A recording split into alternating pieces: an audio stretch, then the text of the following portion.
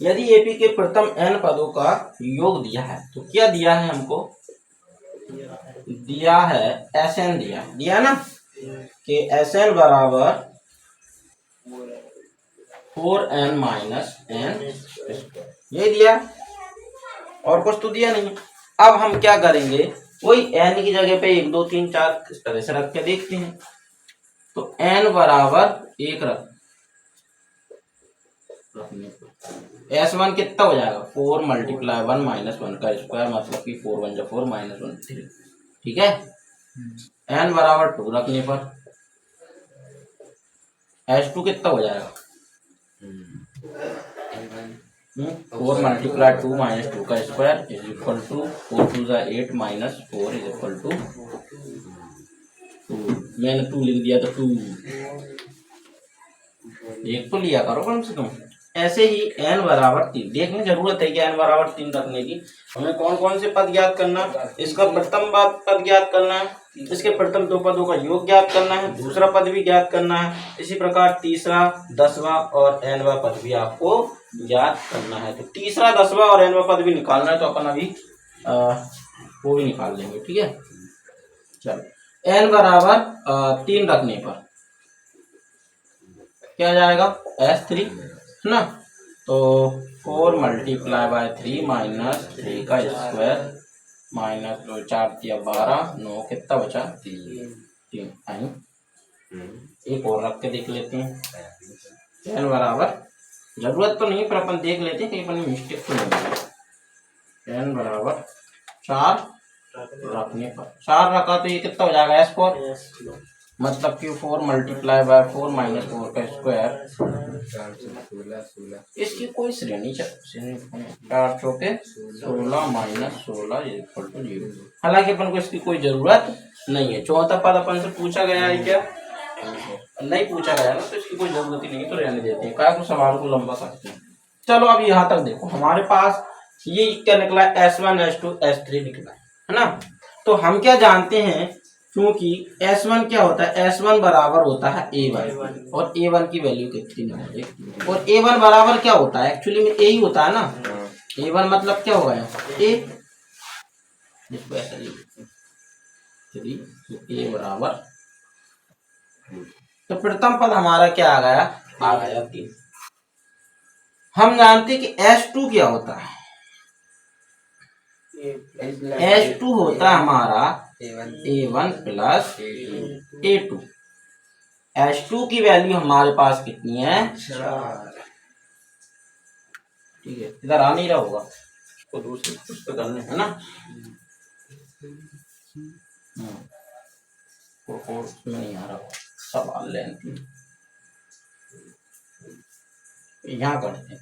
हम जानते हैं क्या, H2 बराबर A1 प्लस दो पदों का योग SB हो जाएगा।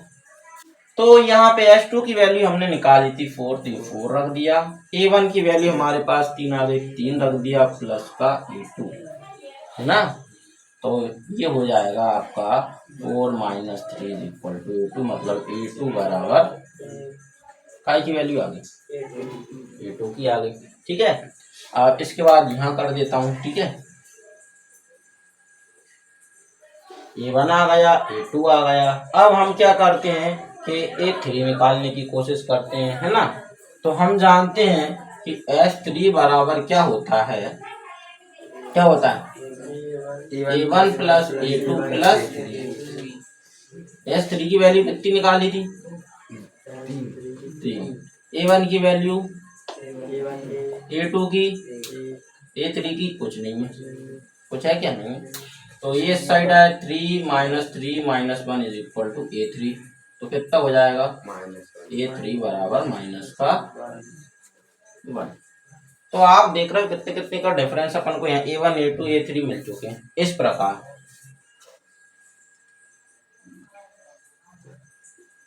प्राप्त AP, एक हमें AP मिलेगी, तो क्या होगी, A1 की वैल्यू 3, A2 की 1, A3 की -1 डेट डेट डेट, यही चलता रहेगा। ये भी बन गई।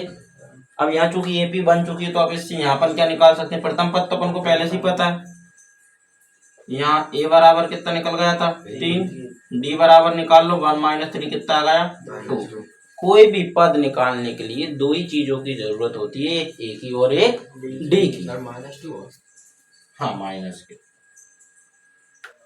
हाँ ठीक है माइनस के दो। तो हमको काय की जरूरत होती है, ए की और डी की। तो ए भी हमारे पास है, डी भी हमारे पास है। अब हमको कौन कौन से पद निकालने थे हम उस पे आते हैं कि इसका प्रथम पद ज्ञात कीजिए। प्रथम दो पदों का योग वो तो हम पहले ही निकाल चुके थे H2, ठीक है, प्रथम पद भी निकल चुका है। दूसरा पद क्या होगा तो हम दूसरा पद भी निकाल चुके हैं। तीसरा पद क्या होगा तो हम तीसरा पद भी निकाल चुके हैं। अब पूछा है 10वां पद और nवां पद ज्ञात कीजिए, तो अपन A10 निकाल लेते हैं। क्या निकालते हैं? अब A10 बराबर होता है A प्लस 9, तो A का मान कितना था 3, 9 और D का मान कितना है माइनस का 2।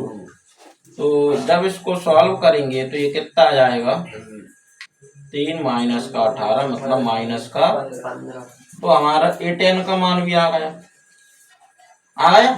अब क्या रह गया? अब रह गया है nवां पद। कौन सा पद? तो इसको nवां पद को इधर लिख देती हैं अपन, क्योंकि an बराबर a प्लस n माइनस 1। nवां पद के लिए a नहीं चलेगा, तो भाई nवां पद मतलब an, a की वैल्यू कितनी है 3 प्लस n की वैल्यू n ही चले क्योंकि nवां पद है, और d की वैल्यू कितनी निकाल दी माइनस का 2। ठीक है, तो ये हो जाएगा 3 प्लस माइनस का 2n, ठीक है। क्या 10 कब रख रहे हैं?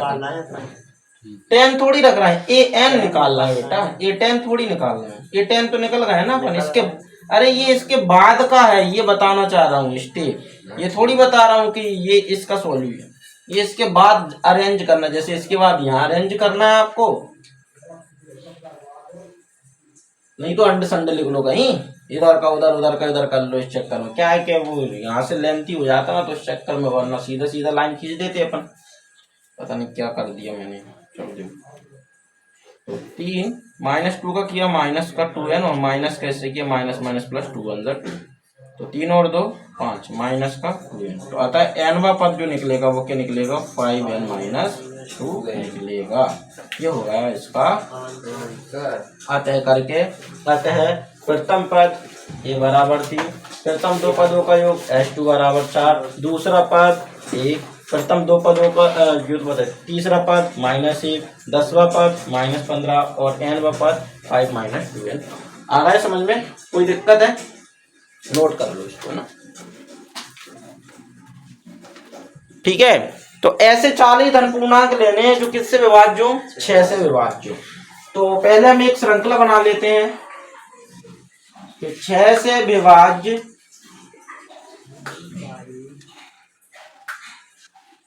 प्रथम 40 धन पूर्णांक की पूर्णांकों की सूची कौन कौन सी होगी? तो पहला तो 6 ही होगा, 6 के बाद 12, इसमें भी 6 का ही भाग जाएगा। इसके बाद 18। अब पूरे तो 40 लिख ही नहीं सकते, तो अपन क्या कर देते हैं, लास्ट वाला हो जाएगा 240, क्योंकि 40 पूछा है ना, तो पहले नंबर का था इसलिए 6 का 6 कम 6, दूसरे का था तो 6 दूनी 12, ऐसे 40 नंबर का आएगा तो 6 चौके आ गए समझ में। तो ये प्रथम 40 तो निकल गए, इनकी सूची निकल गई कि जो किससे विभाजित है 6 से। अच्छा किसी को डाउट हो तो पूछ लीजिए कैसे आए, मैं समझा दूंगा अच्छी तरीके से, ठीक है ना। 6 से विभाज्य मतलब 6 के टेबल में आ रहे हैं। तो प्रथम 40 का मतलब 6 का टेबल कहाँ तक पढ़ना है 40 बार तक, जैसे 6 दाम 60, फिर 6 11 66, 6 12 72, इस टाइप से। हाँ तो 40 बार तक, तो 6 चौके 24 240 बन जाएगा। आगे बस अंतिम संख्या आ गई है, और प्रथम द्वितीय तृतीय 3 बहुत है, आगे और निकालना चाहो 10-15 और लिख लो, लेकिन उसकी कोई जरूरत नहीं है, ठीक है ना, क्योंकि अपना काम इतने में ही हो जाएगा। अब यहाँ देखते हैं, यहाँ प्रथम पद आ गया 6, सर्वांतर की बात करें तो 12 माइनस 6, टोटल कितना आ गया आपके पास 6। n की बात करें तो टोटल कितनी है 40, और an मतलब अंतिम पद की बात करें तो वो कितना है 240। देखो हालांकि अपन को डी की यहाँ जरूरत नहीं है, क्योंकि अपन ए प्लस एल वाला फॉर्मूला लगा देंगे, तो ये वाला चीज अपन हटा दें, क्योंकि सवाल को काय को बड़ा करें। और लिखना चाहो तो लिख भी सकते हैं, क्योंकि एस एन बराबर N by two A plus L, ठीक है। तो इसीलिए एस एन, एन का मान कितना है भाई 40 है, तो 40 रख देंगे। यहाँ भी एन का मान 40, दो ए का मान कितना है 6 है, एल का मान कितना है 240। अब यहाँ पे अपन आए तो यहाँ देखा 2 से काटा कितनी बार गया 20 बार, तो S40 बराबर 20 मल्टीप्लाई, अच्छा मल्टीप्लाई कर देते हैं डायरेक्ट 246। तो S40 की जो वैल्यू आएगी वो मल्टीप्लाई करने पे क्या 0 की 0 रहेगी, 2 छंग 12, 2 चौके 8 9, 2 दूनी 4, ठीक है। तो S40 मतलब जो प्रथम 40 धन पूर्णांक होंगे जिनमें 6 का भाग जा रहा होगा, उनको जोड़ने पे कितना आएगा 4 9 2 0, कितना आ गया समझ में, ठीक है। नोट करो, केवल एक्सप्लेन कर रहा हूं, और हालांकि 2 ही क्वेश्चन तो हो रहे हैं यार, बाकी के तो उसके तो करने ही नहीं है अपन को, ये 15वां करना नहीं है, 16 करना नहीं है, 17वां करना नहीं है, मतलब मैं समझा दूंगा 18 19 20 करनी नहीं है ये, ठीक है। 2 ही हो रहे हैं। चलो देखो क्वेश्चन नंबर 13, एक्सप्लेन तो मैं सारे कर दूंगा। 13वां देखो, 8 के प्रथम 15 गुणा जो का योग ज्ञात कीजिए। तो 8 के प्रथम 15 गुणजों की सूची है ना, क्या होगा, पहला 8, दूसरा 8 दूनी 16, तीसरा 8 या 24 डैश करेंगे, और 8 का 15 में डायरेक्ट 15 वाला देख लेते हैं, तो कितना आएगा 15 8 120 होते हैं क्या, हाँ सर 120 है ना। तो यहाँ ए की वैल्यू डी की वैल्यू वो 16 माइनस 8 8, हालांकि इसकी जरूरत तो है नहीं, मैंने पहले ही बताया, लिखो तो लिखो नहीं तो मत लिखो, ठीक है। और क्या निकालना है, एन हमारे पास कितना है 15, और ए एन कहो या एल कहो ये कितना है 100, क्योंकि फॉर्मूला लगाएंगे एस एन बराबर N by two A plus L. अब आप कर लोगे यहाँ से वैल्यू रख के, वेरी गुड।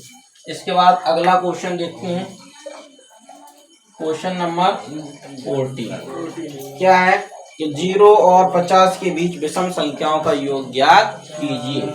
तो लिखेंगे 0 से 0 और 50 के बीच विषम संख्याओं की सूची कौन कौन सी होगी। विषम संख्या 0 होती है क्या, कहाँ से होती है 1 3 5 7 11। अब भाज्य नहीं पूछ रहा मैं, 11 विषम 9 आएगी, विषम में 9 11 13 15 सब आएंगी, 7 भी आएगी। अभाज्य में नहीं आता 9, नहीं तो अभी तुम बताओ, मैं इसीलिए मैं आगे तक पूछा, वरना मैं 3 पे ही छोड़ देता, 1 और 3 5। विषम मतलब ऐसी जिनमें 2 का भाग ना जाए, अभाज्य मतलब वो जिनमें खुद का ही भाग जाए। तो तुम अभाज्य समझ रहे हो इसको, 1 3 5 डैश कर देंगे, और 50 तो सम होती है, 50 से पहले 49। यहाँ देखते हैं क्या क्या चीज हमारे पास अवेलेबल। ए का वैल्यू 1, डी की वैल्यू 3 माइनस 1 2, और एन की वैल्यू पता नहीं है, पता कहाँ है, ठीक है ना। ए एन की वैल्यू 49। तो पहले एन निकालना पड़ेगा, चूंकि ए एन बराबर ए प्लस एन माइनस 1। तो ए एन कितना है आपके पास 49 है, ए का मान 1 है, प्लस एन का मान पता नहीं है, और डी का मान 2 है। तो ये इधर आया 49 माइनस 1, और ये हो जाएगा n माइनस 1 इंटू 2 रहने देती है, ये कितना हो जाएगा 49 सॉरी 48 बटे में 2, और यहाँ n माइनस 2 से काट दिए कितना जाएगा 24। तो यहाँ हो जाएगा 24 बराबर n माइनस 1, तो 24 प्लस 1 बराबर n, तो 25 बराबर n, या n बराबर n का मान कितना आ गया 25। अब चूंकि n का मान 25 आया तो अब कौन सा फॉर्मूला आएंगे, Sn बराबर Sn बराबर n/2 a प्लस n, ठीक है ना। तो Sn 25, n की वैल्यू रख देना, a का मान कितना है 1 और l मतलब अंतिम टर्म 49, ठीक है ना। तो इसका मान कर लोगे तो तुम्हारा आंसर आ जाएगा। ये दोनों सवालों को नोट कर लो, है ना। 25 का थोड़ा सा दो। क्वेश्चन नंबर 15 आप समझ लो जरा ध्यान से। निर्माण कार्य से संबंधित किसी ठेके में एक निश्चित तिथि के बाद कार्य को विलंब से पूरा करने के लिए जुर्माना लगाने का प्रावधान। इस प्रकार के पहले दिन के लिए 200 रुपए, दूसरे दिन के लिए 250 रुपए, तीसरे दिन के लिए 300 रुपए इत्यादि, अर्थात प्रत्येक उत्तरोत्तर दिन का जुर्माना अपने से ठीक पहले दिन के से 50 रुपए अधिक है। एक ठेकेदार को जुर्माने रूप में कितनी राशि अदा करनी पड़ेगी यदि वह इस कार्य को 30 दिन तक विलंब करता है। मतलब स्टार्टिंग में उसके जो रुपए थे वो कितने थे 200, फिर कितने हो गए 250, फिर कितने हो गए 300, ये इस टाइप से ये चलता रहा है। अब कितने दिनों तक चला है ये 30 दिनों तक चला है। मतलब हमको अंतिम तो पता है ही नहीं, अंतिम हमको पता नहीं है कि कितना है, ठीक है। तो अब अपन अगर यहाँ देखें तो ए की वैल्यू आपकी कितनी आ गई 200 आ गई, डी की वैल्यू आपका 50 का अंतर चल रहा है, एन की वैल्यू कितने हैं 30 दिन है, एन की वैल्यू कितनी है 30 दिन है, और आपसे पूछा गया है कि कितनी राशि मतलब कुल राशि पूछी गई कि जुर्माने में कुल कितनी देनी पड़ेगी। तो यहाँ देखो आपको एन फाइंड करना है, तो फॉर्मूला लगाएंगे एन बराबर n/2 2a plus n minus 1 D, ठीक है।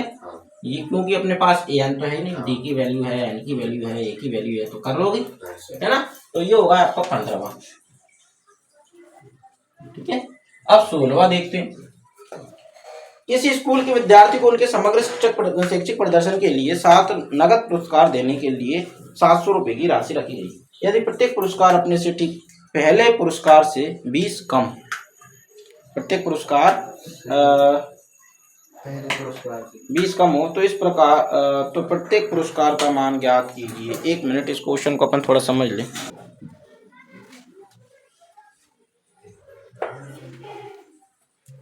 देखो इस क्वेश्चन में क्योंकि आपको संख्या ठीक से दी नहीं है, बस इतना बोला गया है कि 700 रुपए टोटल है, ओवरऑल कितने हैं 700 रुपए हैं। तो जो आपको दिया कि एसएन की वैल्यू तो दे दी आपको 700 दे दी, ठीक है। और कहा गया है कि कुल कितने पुरस्कार हैं, तो 7 पुरस्कार है, तो ये भी आपको दे दिया। आप एक श्रेणी यहाँ मानोगे और डी बराबर दे दिया माइनस का 20, क्योंकि हर जो है 20 कम है, तो माइनस का 20 रखते जाएंगे तो सबको 20-20 कम करते जाएंगे। तो जो श्रेणी होगा इसलिए 7 पुरस्कारों के लिए जो सूची बनेगी तो पहली बनेगी ए प्लस डी, ए प्लस 2D, ए प्लस 3D, 1 2 3 हो गए, ए प्लस 4D, ए प्लस 5D, ए प्लस 6D हो गए के साथ हो गए, ठीक है ना। अब अपन ए की वैल्यू तो कुछ है नहीं, है ना, 1 2 3 4 5 6, कुछ भूल गए क्या अपन बीच में, ये भूल गए सारे, तो एक पहला तो यही रहेगा ना। तो 1 2 3 4 5 6 7 हो गए। तो इस प्रकार अपने पास 7 पुरस्कार कौन से होगा, ये होगा इस प्रकार 7 पुरस्कार ये होगा। अब यहाँ अपन अभी वैल्यू नहीं रख रहे, अभी अपन वैल्यू कब रखेंगे जब अपने पास पूरी ए की और डी की वैल्यू होती है। ए की वैल्यू तो अपने पास निकालना पड़ेगी, डी की उपस्थित है, तो एक फॉर्मूला लगाएंगे, चूंकि एस एन बराबर n/2 2a plus n minus 1, और एस एन का मान कितना दिया 700 और एन का मान 7/2, 2a का मान कुछ नहीं प्लस एन का मान 7 माइनस 1 और डी का मान है माइनस का। इसको सॉल्व करेंगे तो हमारे पास काय का मान निकलेगा ए का, काय का निकलेगा ए का मान है, डी का मान आपको पहले से दिया, तो ये ए और डी के मान उठा के इसमें रख देना, तो आपके 7 पुरस्कार निकल जाएंगे कि पहले को कितना मिला है, दूसरे को कितना मिला है, तीसरे को कितना मिला है और चौथे को कितना। कोई डाउट है इससे लेके आ गए समझ में, तो ये वाला क्वेश्चन आप कर लेना। ये कौन सा क्वेश्चन था, क्वेश्चन नंबर 16, ठीक है ना। अब आता है क्वेश्चन नंबर 17। अरे वो तो कुछ क्वेश्चन आ जाते हैं इस तरह से ना। अब देखो 17 18 19 और 20, ये जो क्वेश्चंस दिए हुए हैं इनको आप क्रॉस लगाओ। हालांकि इसमें भी कुछ नहीं है, जिस तरह से ये है आप पढ़ के रीड करोगे समझोगे तो कोई ज़्यादा कठिन नहीं है। आपको बताऊँ जैसे कि इसमें लिखा हुआ है, एक स्कूल के विद्यार्थियों ने वायु प्रदूषण कम करने के लिए स्कूल के अंदर और बाहर पेड़ लगाने के बारे में सोचा। यह निर्णय लिया गया कि प्रत्येक कक्षा का प्रत्येक अनुभागी अपनी कक्षा की संख्या के बराबर पेड़ लगाएगा। उदाहरणार्थ कक्षा 1 का कितने पेड़ लगाएगा? 1। कक्षा 2 के 2 पेड़ लगाएंगे, कक्षा 3 वाले 3 पेड़ लगाएंगे इत्यादि। और ऐसा कक्षा 12 तक के लिए चलता रहेगा। प्रत्येक कक्षा के 3 अनुभाग हैं। इस स्कूल के विद्यार्थियों द्वारा लगाए गए कुल पेड़ों की संख्या क्या है? तो आपको क्या करना है, जैसे 3 अनुभाग है तो पहले वाले के लिए एक लगेगा, दूसरे वाली कक्षा के लिए 2 पेड़ लगा रहे हैं, तीसरे वाले के लिए 3 लगा रहे हैं। तो जो श्रेणी बन रही है वो क्या बन रही है? 1 2 3 4 5 6 7 ये वाली बन रही है, ठीक है ना। और अपन को क्या निकालना है? कुल पेड़ों की संख्या निकालनी है। तो अपन कुल पेड़ों की संख्या के लिए फॉर्मूला तो SN वाले ही लगाएंगे, ठीक है ना। अब जैसे मान के चलो 1 से लेकर 12 तक आ गए, प्रथम पद ये है, अंतिम पद ये है, टोटल संख्या कितनी होगी? 12 कर रहा हूँ, ठीक है ना। 12 होगी। अब n की वैल्यू 12 हो गई, प्रथम पद 1 हो गया और अंतिम पद क्या हो गया? 12। तो इससे आपका SN की वैल्यू निकल जाएगी, ठीक है ना। अब मान के चलो SN की वैल्यू आपकी निकल गई, कितनी निकल गई? 12 निकल गई। सपोज दैट ऐसा मैं नहीं कह रहा, 12 निकलेगी, कुछ और आएगी, ठीक है ना। तो सॉल्व करने पे कितनी निकल गई? 12। अब उसने कहा था प्रत्येक कक्षा कितने अनुभाग हैं? 3। कितने हैं? 3। तो ये तो एक अनुभाग का निकला, इसलिए कितने का गुणा कर देंगे? 3। तो अंत में 3 का गुणा कर देंगे तो कुल पेड़ों की संख्या आ जाएगी, ठीक है ना। कुल पेड़ों की संख्या आ जाएगी। चलो एक बार देख भी लेते हैं, जैसे पढ़ते हैं n/2 a + l से अगर देखते हैं तो n की वैल्यू कितनी निकल रही? 12। कक्षा 1 से स्टार्ट है ना। a की वैल्यू 1 + 12, 2 छंग 12 × 13, 13 छंग कितने होते हैं? 78। तो एक अनुभाग में कितने हैं? 78। ऐसे कितने अनुभाग हैं? 3। तो 3 का क्या कर देंगे? मल्टीप्लाई। 3 8 24, 3 7 21, 21 और 2 23, है ना। हाँ, तो 234 क्या आता है? 234। कुल पेड़ों की संख्या कितनी हो गई? 234। आंसर शीट में आंसर देखो, है ना। कुल पेड़ों की संख्या कितनी आ गई? 234। अब तो आ गए समझ में। ये क्या करोगे आप? मान लेना 1 2 3 4 5 करके इस टाइप से ऐसे मान लेना, है ना। तो ये प्रथम पद अंतिम पद ये सब तो लिख ही लोगे जैसे इसमें लिखते हैं। फिर SN की वैल्यू निकालना कितनी आएगी आपकी? 78 आएगी। चूंकि विभाग कितने, चूंकि करके लिखना, चूंकि प्रत्येक कक्षा के कितने विभाग हैं? 3 विभाग हैं, इसलिए कुल पेड़ों की संख्या 78 × 3 और 234 आ जाएगा, ठीक है ना। इसके बाद आता है अगला क्वेश्चन 18वां, वृत्त के केंद्र से संबंधित है। तो भाई ये आपको अभी समझ में नहीं आएगा, केंद्र में क्या परिधि वगैरह, तो ये आप कब समझोगे? जब आप 12 चैप्टर करोगे तो वहाँ वृत्त से संबंधित सारी चीज